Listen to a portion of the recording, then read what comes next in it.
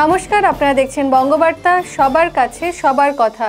কি ঘটছে রাজ্যে, দেশে ও দেশান্তরে দেখে নেব এক নজরে।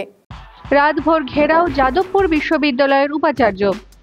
ইফতিজারদের তারাই গাড়ি উল্টে মৃত্যু মেয়ের, দাবি সুতন্দ্রার মায়ের।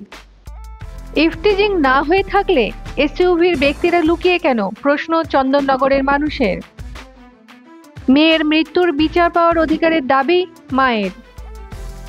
মধ্যমগ্রামে খুন অসমের মহিলার। জোরহাট থেকে এসেছিলেন ওই মহিলা, খুন মধ্যমগ্রামে। মধ্যমগ্রামে খুন অসমের মহিলার, কাটা পা মিলল বাড়ির পাশের পুকুরে। কুম্ভ স্নানে গিয়ে দুর্ঘটনায় মৃতদের ক্ষতিপূরণের দাবি মুখ্যমন্ত্রীর।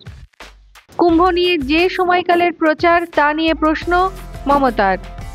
বীরভূমের মোহাম্মদপুর বাজারের রামপুরে তৃণমূল বুথ সভাপতিকে মারধরের অভিযোগ বিজেপির বিরুদ্ধে। আজ মহাশিবরাত্রি, শিব মন্দির ও শৈব তীর্থে সতর্কতা প্রশাসনের।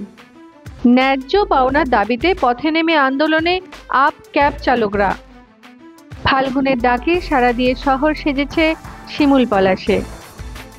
৪৫ দিন ধরে চলা উত্তরপ্রদেশের প্রয়াগরাজে পুণ্য স্নানের শেষ দিন আজ। মহাশিবরাত্রিতে কুম্ভ স্নানে চূড়ান্ত সতর্কতা। রাত ১২টা থেকে সকালের মধ্যেই ৮০ লাখ লোকের স্নান। তেলেঙ্গানায় সুড়ঙ্গে আটকে পড়া শ্রমিকদের এখনও উদ্ধার করা যায়নি, বেঁচে থাকা নিয়ে আশঙ্কা প্রশাসনের। বিহারের সাসারামে স্কুল ছাত্রদের গুলিতে এখনও দোষীরা সকলে গ্রেফতার হয়নি। বাংলাদেশের রাজনৈতিক পরিস্থিতি নিয়ে অন্তর্বর্তী সরকার ও রাজনৈতিক দলগুলিকে সতর্ক করল সেনা। তেল ও বাণিজ্য বিষয় নিয়ে বেশ কিছু গুরুত্বপূর্ণ সিদ্ধান্ত নিতে চলেছে ট্রাম্প। ইউক্রেন নিয়ে রাশিয়ার সঙ্গে কথা আমেরিকার।